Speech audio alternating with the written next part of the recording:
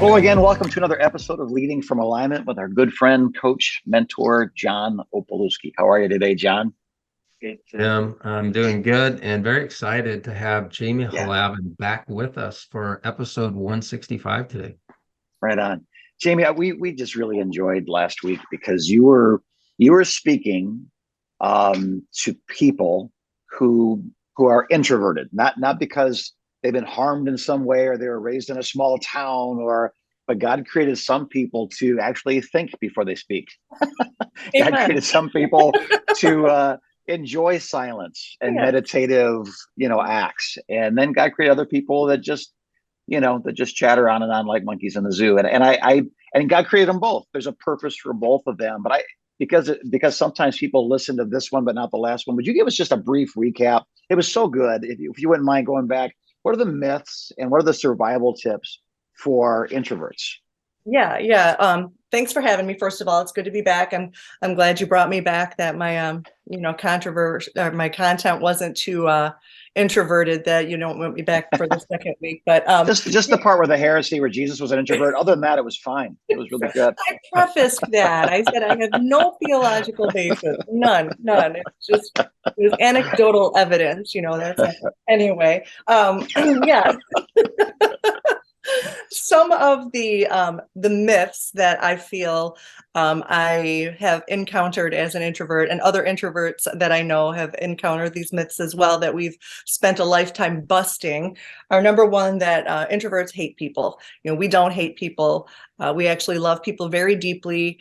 We just have smaller circles of influence, tend to be more observant and insightful in those circles, and we don't hate people. So just rest assured, if you have an introvert in your life, they love you deeply. They don't hate you. I promise. And number two, that second myth that I feel that is something that we struggle with as introverts, is that we don't play well with others and we're socially awkward. And again, that comes from, I think, we're not always on in the large groups. So people think, oh, they don't want to be here. They don't want to be around people. They don't get along well with others.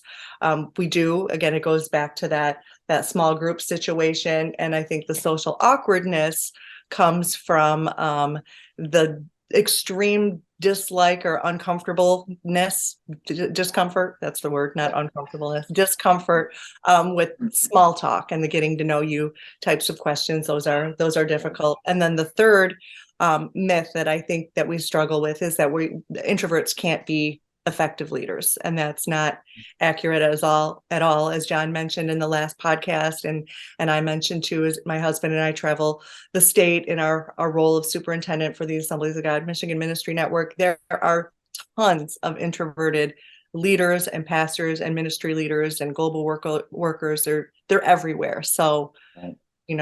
Solidarity, guys.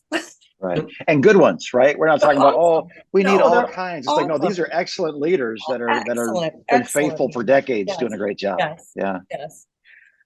And then yeah, so those are the myths that I feel Right. like I've had to kind of encounter in my years of my lifetime of introversion. Yeah. And then I think we went through a couple of, do you want me to talk about those first two survival Yeah, tips sure. that Go we ahead, Yeah. Jaime. Yeah. yeah, I said that when you are, as an introvert, in a large group setting, if you're in charge of running an event or a service or just a thing, an important thing to do as an introvert is to break away for one-on-one time during that event.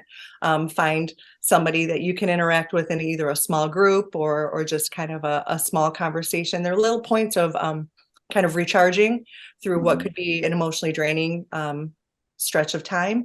So I think that those little bits of recharge are huge.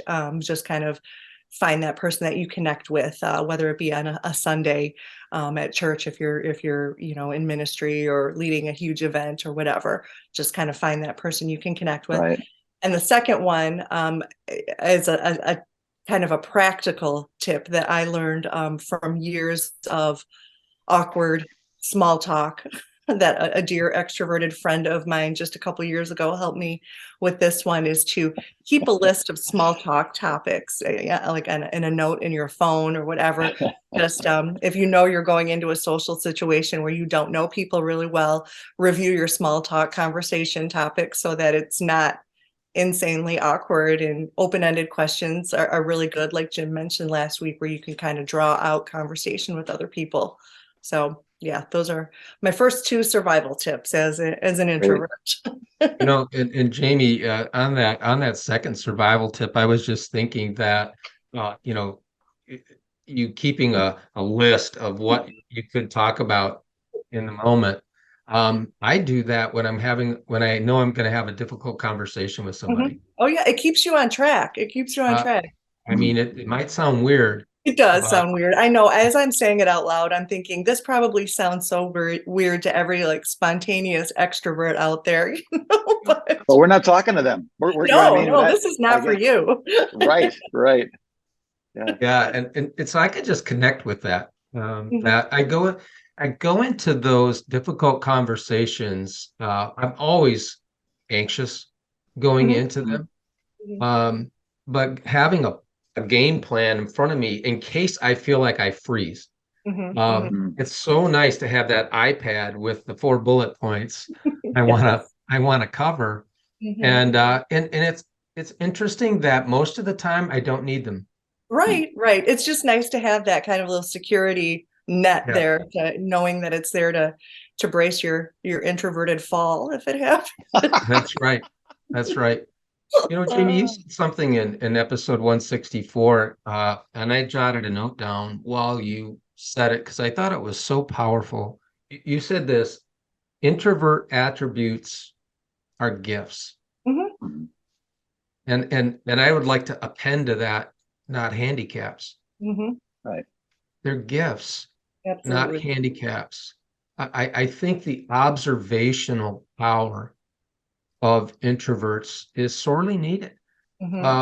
It's interesting how much you can learn just by watching people, and the power of observation and the insight that it allows you to have in certain situations. Now, I think that could go off the rails.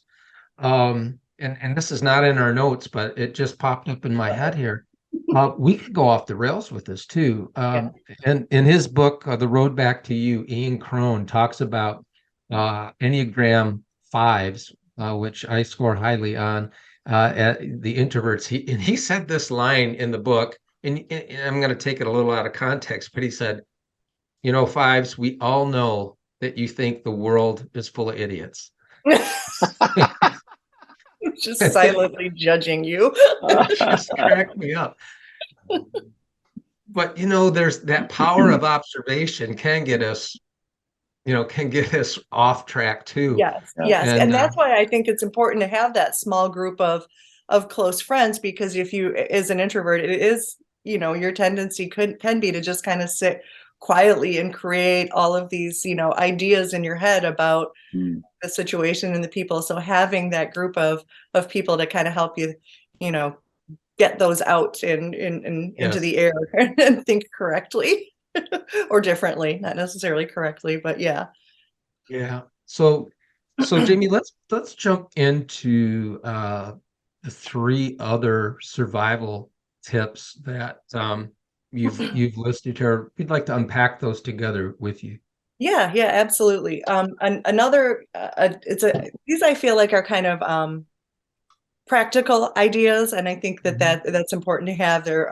So again, my third survival tip as an introverted leader: when you're in a large group setting, again, you're running something, whether it be a service or an event or just whatever, day-to-day things you're leading, is to have a safe person or kind of a sidekick or an assistant for the day for the event.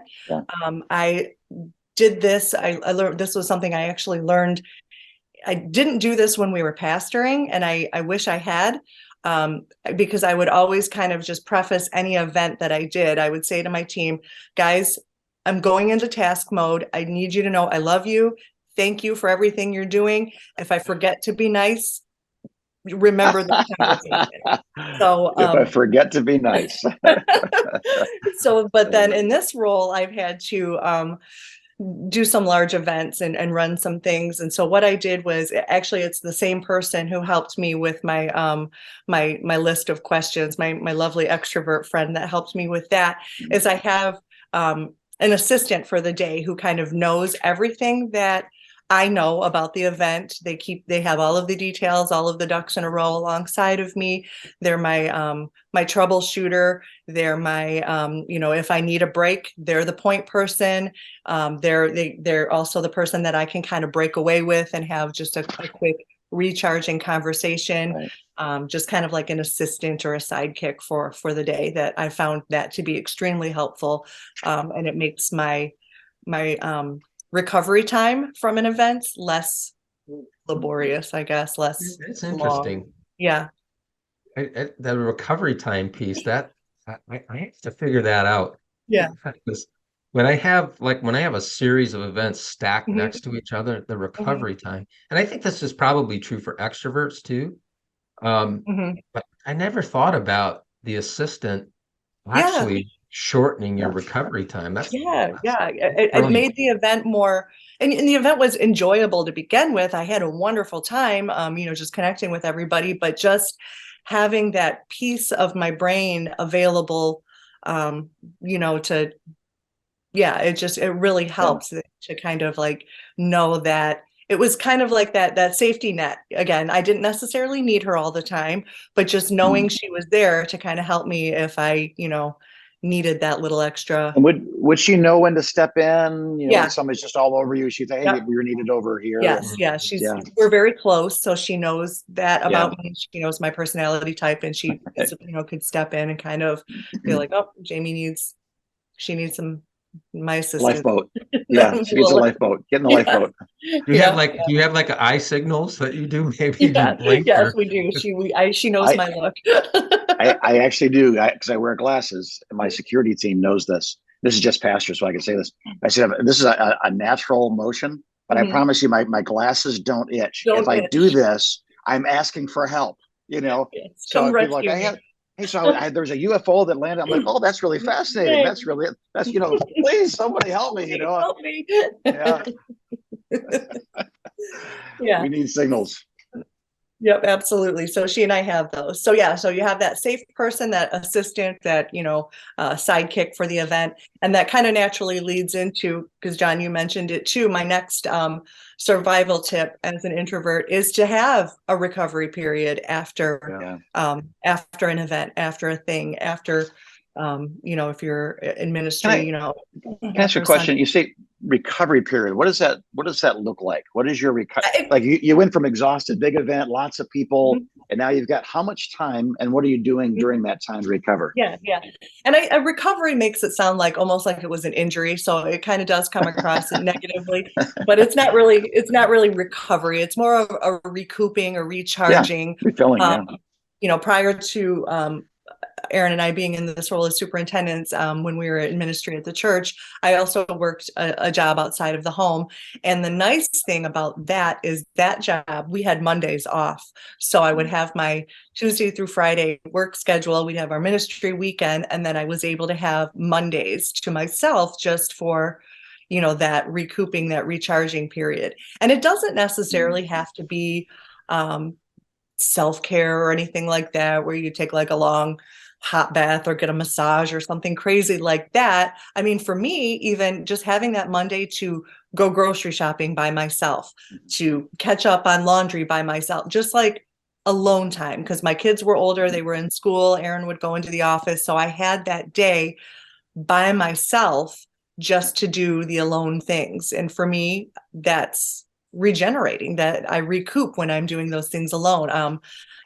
Sometimes if everything was caught up, I'd read a book, and not like necessarily nonfiction. It was mindless fiction, usually science fiction, it's something, to kind of help unplug and recharge. So just kind of have time to recoup, whatever that looks like. I mean, all introverts are different. Some people will go for a run, do some type of exercise alone, whatever. That's not me. If you see me running, I'm being chased by a serial killer. So that's just, yeah. Jamie, I think that leaders underestimate how much energy they expend, especially if you're a pastor on Sunday. That there is a lot of energy expenditure, and I know a lot of pastors who have told me, "Man, Monday is like mentally a difficult day for me. I wanna hang up the cleats." Yep. Um, Multiple times during the year, and Mondays there's usually the culprit. Yeah. And Yeah. and I think and I think it's many, many times it's simply what you're describing here. The solution is, hey, you just need downtime. You need time to recharge. Yeah. You need a healthy distraction, Yeah.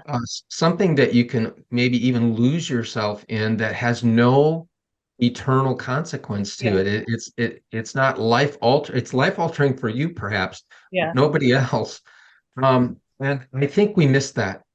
I That think introverts tend to be more in tune with that necessary, more so necessarily than Correct. extroverts. An extrovert will have that Monday where things were just exhausting from a weekend of ministry, and they think something, like you said, they want to hang up the cleats, but what they don't realize is they need that recharge time, whereas an Right. introvert knows that about themselves. So good. So it's not as catastrophic of a feeling, so to speak. It's just, oh, this is just the normal rhythm. I've got to Yeah. recharge. And one other thing real quick here on this, and I don't want to belabor this, but I just think we're on something important here. If you're an introvert, don't expect other people to understand your need for alone Yeah. time. Yeah. No, Don't yeah. expect that. You have to step up to that and say, I need this time alone, or I Yeah. need space. Yeah. And And I'll, don't get frustrated. Yeah. Don't get frustrated when people don't understand what I encountered a lot of times is like, no, that's my day to rest, or that's my recovery day. And oh, well, it must be nice, that I would get a lot of that. Oh, well, it must be nice. I'm like, no, Can I necessary. can I add some of this because my wife is an introvert, so Sundays are exhausting. I'm an extrovert, so Sundays are exhausting, but in a different way. And she would say on Monday, like, I just need space. And from me, I'm like, well, no, it's our time to be together. It's our let's just hang out. Let's just let's go for a walk. Let's go do something. And so we instituted something called Dina Day, where we come in. The morning is work and debrief with the staff and prayer and but at noon the whole staff is off for the rest of the day, including my wife.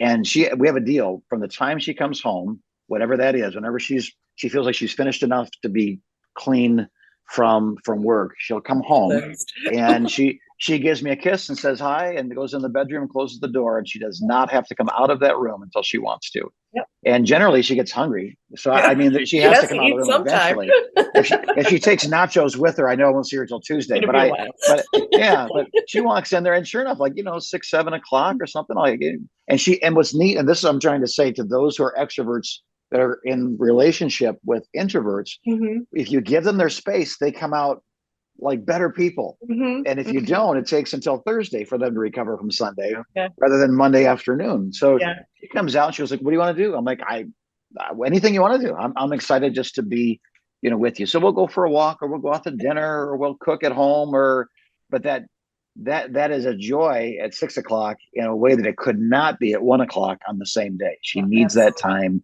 to watch the Hallmark movies that are just so, I have kind of a funny story really quickly about when Aaron and I first got married, and he was discovering all of the nuances of my introversion. It was a fluky thing. I picked him up after work, and normally my drive home from work was about 40 minutes. So it was nice, kind of a downtime for me to just kind of, decompress from the day before entering into our extroverted world. But I needed to pick him up on the way to something else. So we were coming home from work. I picked him up and we had to go directly to something else. So I picked him up. I'm in the driver's seat. He's in the passenger seat, and he just starts talking right away. And I said, listen, this is my time. This is my decompression time. I just need some quiet. Okay. Just like 10 minutes of of peace and quiet. He's like, really? And I said, yeah. He goes, okay. So we're driving along. I'm driving up, up Van Dyke or whatever. And I can feel him staring at me, just staring at me. It had been maybe a minute and he's just staring at me. And I look at him out of the corner of my eye. I said, what? He said, aren't you lonely? I'm so lonely. That was our first like moment as a couple, understanding the difference between our introversion and extroversion. So yeah, anyway, but I think my last, is this my last tip? Yeah, you have one more to share with us. Yeah. My final tip kind of goes into that recoup time. The recharge time is kind of a big one. After a big event, take a big chunk. But I think it's also important to, and now I don't want this to sound like all I'm doing is relaxing as an introvert because I can't function without it, because that's not the case. Okay. But I think that as introverts need to find little snippets in their day so that we can just be okay peopling, we can be okay being a person. Like for me, I tend to get up early. Not that I love it. I'm not a morning person. My mother-in-law used to say that it's called morning because it's so sad. And I fully ascribe to it. So I'm not a morning person, but I need that time before the rest of my house wakes up, just to be by myself, make a cup of coffee, listen to some worship music. I do my devotions at that time. I'll kind of just journal my previous day just to kind of start my day charged. So just kind of working little spaces, alone spaces, introvert time throughout your day, whether that's running an errand by yourself or going for a walk alone. It doesn't have to be a big, long 2-hour stretch. Like mine's just a half hour in the morning, just a quick 20-minute walk through the neighborhood, or just something where you're alone with your thoughts, just doing a quick, middle of the day, before the day starts, end of the day recharge, just to kind of get you through. And I would say this, Jamie, you know this because you did the hard work of knowing yourself, and then creating the rhythms of your life that make sense, rather than being forced into the rhythms and the expectations and the living burned out and miserable. You decided to be emotionally healthy, and I think again, people ask a pastor quite often, why is there pain? If God is good, then why does stuff hurt so bad? He said, well, because pain tells us there's a problem. Something's wrong, and now you can do something about it. So you've responded to the pain of Aaron getting into the car and wanting to talk by saying don't talk. And I think by you are a seasoned veteran leader in a key position over a state of ministry, and so I think hearing you say that gives people permission to as well kind of architect a life that makes sense. And we're so grateful for your honesty and transparency. And I know you're probably going to have to take about 3 days off now and take a nap, and get a massage, take a bath, those things we talked about earlier. Listening to Kenny G with candles. I don't know what it is that does it, but again, I think whether you're an extrovert, an introvert, or just whatever vert you are, learning through pain, the balance of being who you are in a healthy way is something that John, is it fair to say every podcast has that element in it? Learning how to be who you are, what you do, what God's created you to be and do in a way that isn't nearly as painful because you've learned how to do it well. So Jamie, thank you for sharing that. John, thank you for bringing Jamie on, and just it was a brilliant move. And John, if someone were to say, hey, I've heard what you guys have been talking about, but I got to be honest with you, I don't know those rhythms. I live in a perpetual state of exhaustion to exhaustion, not glory to glory. What would you suggest they do next? And I think coaching is going to be part of this answer. At least I hope it is. You got to find you. I don't think you're going to be able to disentangle yourself from that alone. I just don't think you can. You need dispassionate third party, somebody who can listen well, who cares about you, but's not afraid to tell you the truth, not afraid to help you discover a new way of living.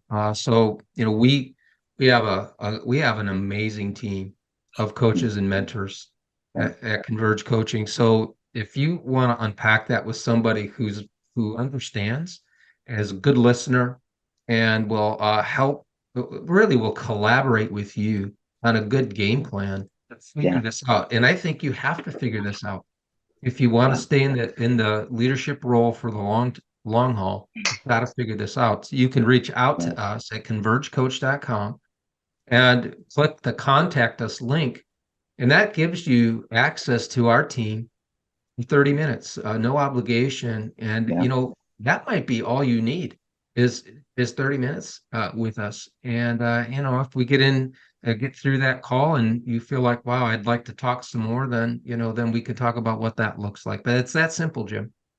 Yeah, right on. And I hope that people are listening saying, well, it takes effort to have small talk. And it's not. This is no more small talk than your trainer in the gym or the person who's guiding your finances or, the doctor that's sitting down with your physical health. This is a huge part of enjoying and being productive in life or being miserable.